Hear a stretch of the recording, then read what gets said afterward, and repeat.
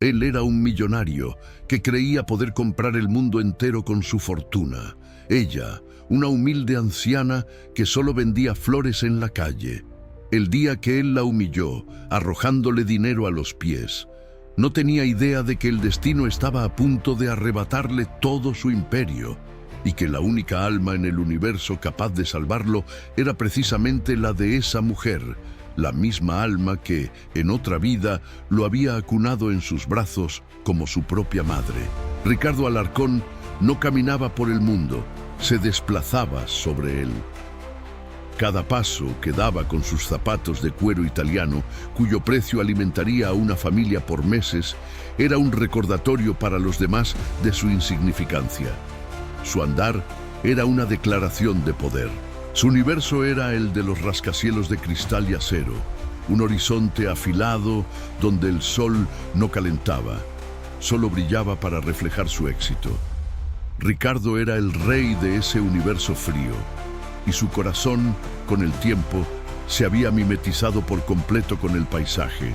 Para él, la humanidad se dividía en dos tipos de personas: los que le servían para aumentar su fortuna y los que eran invisibles, meros obstáculos en el paisaje urbano. No había espacio para matices ni para la compasión. La empatía era una debilidad que no podía permitirse. Aquel martes, el aire vibraba con la energía de la gran ciudad. Justo a la entrada del edificio Alarcón, un monolito de poder con su apellido grabado en oro. Una pequeña figura rompía la perfecta simetría del lujo. Era una presencia casi imperceptible, pero para Ricardo fue un grito ensordecedor. Era una anciana. Su espalda, curvada por el peso de los años, se apoyaba en la pared de mármol pulido. Vendía diminutos ramos de flores silvestres, pequeñas y valientes explosiones de color en un mundo monocromático. Sus manos, nudosas y manchadas de tierra, los arreglaban con un cuidado que rozaba la devoción. Se llamaba Elena, aunque para Ricardo no tenía nombre. Era simplemente la anciana, una molestia. Una mancha de pobreza que afeaba la entrada a su imperio. Un error en su perfecta ecuación de éxito y poder. La vio desde su auto blindado mientras su chofer esperaba para abrirle la puerta. Una oleada de irritación, pura y helada, lo recorrió. ¿Cómo se atrevía la miseria a acampar tan cerca de su poder? Era una afrenta personal, un desafío a su autoridad. Salió del coche y caminó hacia ella con la determinación de un depredador que ha localizado a su presa. Sus guardias de seguridad hicieron un gesto para intervenir, pero él los detuvo con una mirada gélida. Quería encargarse de esto él mismo. Disfrutarlo, señora. Su voz no fue un saludo, fue un arma, fría y afilada. ¿Es este el único lugar que encontró para exhibir su desdicha? Su presencia contamina mi edificio, asusta a mis clientes. Elena levantó la vista. Sus ojos, de un azul tan pálido que parecían guardar el cielo de un invierno lejano, se posaron en él. No había miedo en ellos, ni siquiera rabia, lo cual lo enfureció aún más. Había algo mucho más desconcertante, una profunda y antigua tristeza, como si no lo viera a él, sino a un fantasma. «Las flores no contaminan, joven», respondió ella con una voz que era apenas un susurro, pero que cortó el ruido de la ciudad como un cristal. Solo le recuerdan a la gente que, incluso entre tanto cemento, la vida todavía puede nacer. La calma de la anciana, su inquebrantable dignidad, fue como echarle gasolina al fuego de su arrogancia. Para Ricardo, que alguien sin poder no le temiera, era el mayor de los insultos. Era una falla en el sistema, una que él debía corregir. Metió la mano en el bolsillo de su pantalón de $1000, sacó un fajo de billetes y arrojó uno de alta denominación al suelo, justo sobre las humildes flores, aplastando algunos pétalos. «Tome esto y desaparezca. Compre algo de dignidad y no vuelva a ensuciar mi vista». Se dio la vuelta, sintiendo las miradas de los transeúntes, algunas de admiración, otras de reproche. Le eran indiferentes. eran invisibles. Entró a su torre de marfil con la falsa paz de quien ha restaurado el orden de su universo. Lo que no sabía, lo que su alma había olvidado bajo capas y capas de orgullo y oro, era que esas manos arrugadas que ahora recogían el billete del suelo eran las mismas que lo habían alimentado cuando no tenía nada. Eran las manos de su madre, no de esta vida, sino de una anterior, una que importaba mucho más. Esa noche, el sueño se convirtió en un campo de batalla. Ricardo se vio en un lugar que no reconocía. No había seda ni mármol, solo paja, barro y un frío que le calaba hasta los huesos, un frío que el dinero no podía calentar. Era un niño pequeño, vestido con harapos, temblando incontrolablemente en un rincón oscuro, y una mujer, cuyo rostro permanecía en una sombra frustrante, se acercaba a él. Lo envolvía con su propio manto raído, sacrificando su calor por el de él, y le susurraba al oído. Le cantaba una canción de cuna en una lengua desconocida, pero la melodía hablaba de un amor tan inmenso, tan incondicional, que Ricardo, el hombre que jamás lloraba, se despertó con el rostro empapado en lágrimas y un vacío en el pecho que ninguna fortuna podía llenar. El día siguiente fue el principio del fin de su mundo ordenado. La imagen de la anciana vendedora se negaba a desaparecer. Veía sus ojos azules en todas partes, en el reflejo de una ventana, en el rostro de una secretaria, en el fondo de su taza de café. Eran ojos que no lo juzgaban, sino que parecían lamentar algo. Su legendaria concentración, esa que le permitía devorar competidores sin pestañear, se hizo añicos. En una junta directiva, mientras analizaba gráficos de ganancias proyectadas, la única cifra que vio fue la de un billete arrojado al suelo. Se levantó y salió de la sala dejando a sus ejecutivos atónitos. Empezó a perder dinero. Decisiones que antes eran infalibles, ahora resultaban en fracasos estrepitosos. Una inversión de alto riesgo en la que había apostado millones se desplomó de la noche a la mañana. Sentía que la suerte, su fiel aliada, lo había abandonado. Luego vino la traición. Su socio de confianza, el hombre que conocía todos sus secretos, lo abandonó, llevándose consigo a sus clientes más importantes y revelando información confidencial a la competencia. El imperio de Ricardo Alarcón, que parecía invencible, comenzó a temblar. La soledad de su ático se transformó en una prisión de lujo. Los objetos de arte, los muebles de diseño, todo lo que había acumulado para demostrar su valía, ahora parecía gritarle lo vacío que estaba. Se sentaba en la oscuridad, rodeado de sus tesoros, sintiéndose el hombre más pobre del mundo. Si en algún momento de tu vida te has sentido perdido, buscando un significado más profundo, esta historia es una señal para ti. Considera suscribirte y unirte a nuestra comunidad de almas buscadoras que saben que la vida es mucho más de lo que se ve. Los sueños se volvieron más vívidos, más crueles en su claridad. Ya no eran solo sensaciones, eran escenas completas de una vida que no era la suya, pero que sentía más real que nunca. Una vida de lucha, pero también de un amor puro que él jamás había experimentado. Se vio como un niño llamado Mateo, en una aldea azotada por la hambruna, y vio a su madre, Lidia. Ahora podía ver su rostro con una claridad dolorosa, un rostro cansado, pero lleno de una fuerza indomable.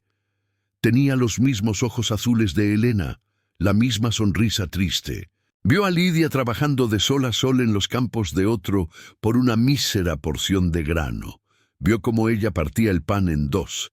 Le daba a él la parte más grande y mentía diciendo que no tenía hambre, mientras su propio estómago rugía. Vio sus manos, las manos de Elena, curando sus rodillas raspadas con hierbas y besos. Vio cómo lo defendía de los niños más grandes, con la fiereza de una leona protegiendo a su cachorro.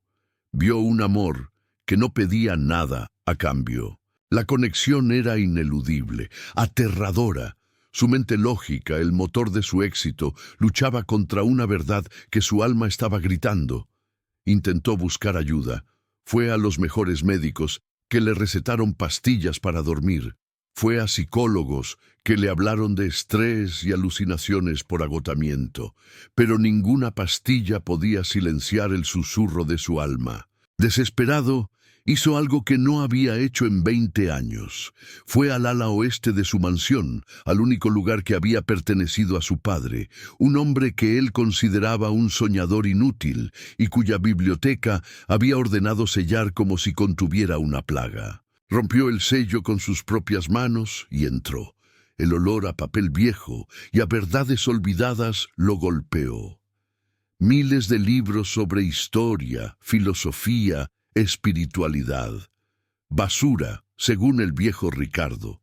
Un mapa del tesoro para el hombre roto que era ahora. Dejó que su instinto lo guiara. Sus dedos se deslizaron por los lomos de cuero cubiertos de polvo.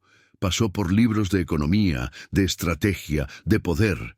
Ninguno le decía nada. Hasta que sus dedos se detuvieron en uno pequeño sin adornos. Los ecos del alma, deudas y dones a través del tiempo. Se sentó en el suelo entre el polvo y las sombras y comenzó a leer. Leía sobre la ley de causa y efecto, sobre cómo las almas pactan reencontrarse para aprender lecciones cruciales. Leía sobre el karma, no como un castigo, sino como una infinita oportunidad de sanar y evolucionar.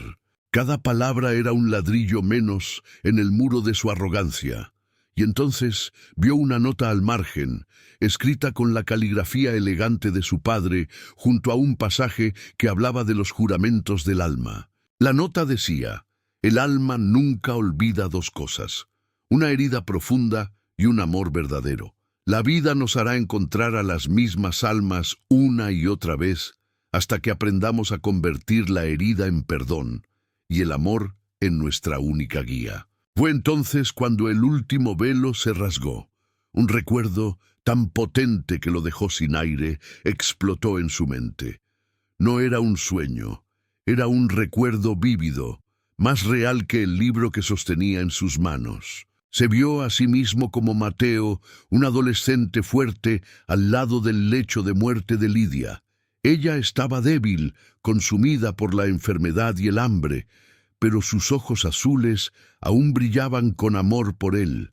Él le tomó la mano, una mano fría y huesuda, y le hizo una promesa. «Madre», le juró con lágrimas de fuego, «honraré tu sacrificio, me convertiré en un hombre fuerte, pero nunca olvidaré la lección de la humildad.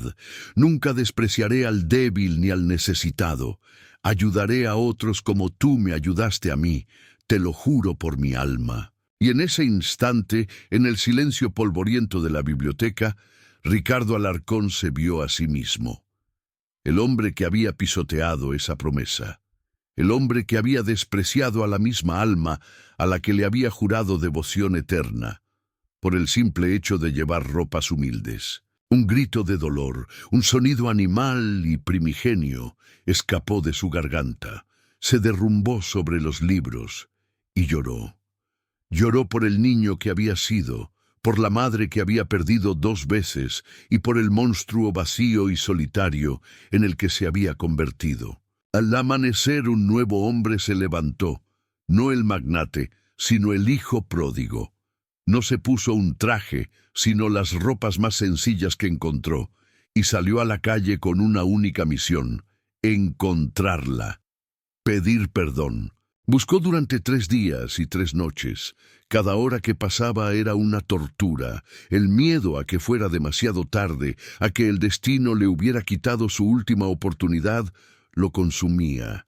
Recorrió la ciudad a pie, algo que no había hecho en décadas.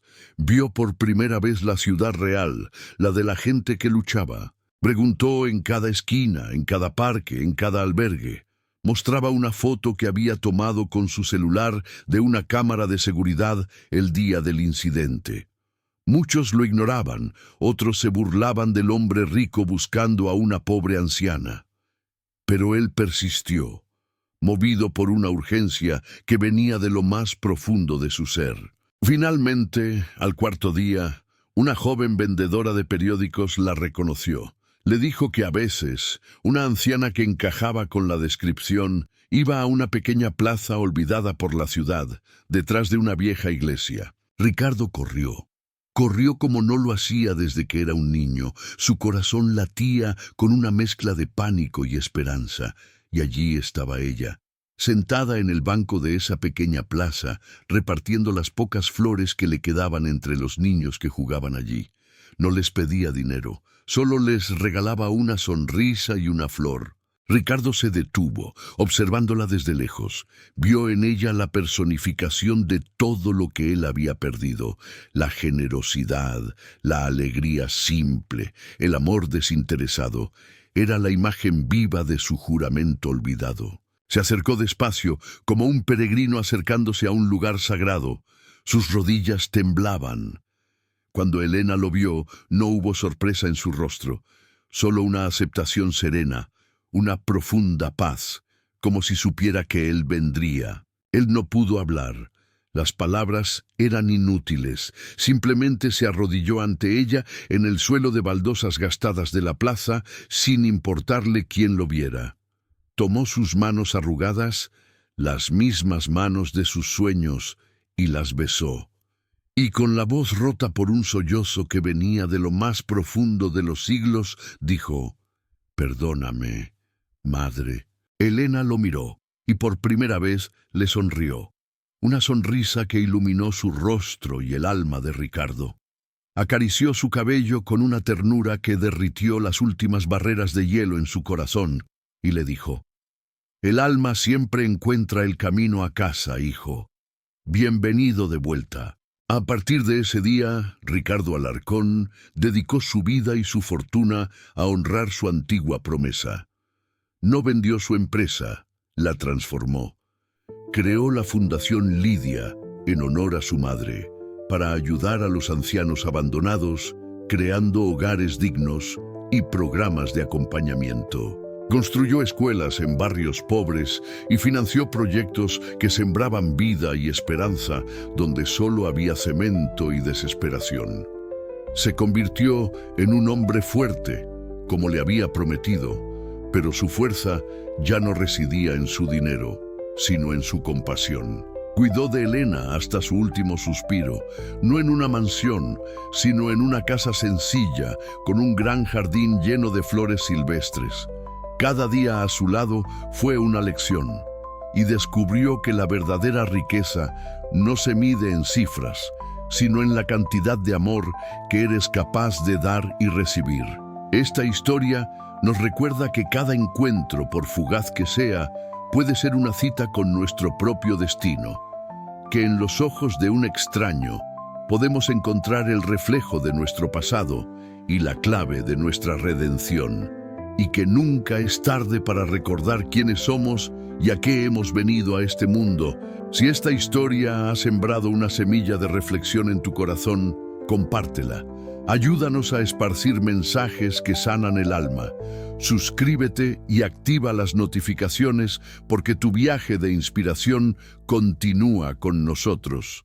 Gracias por escuchar.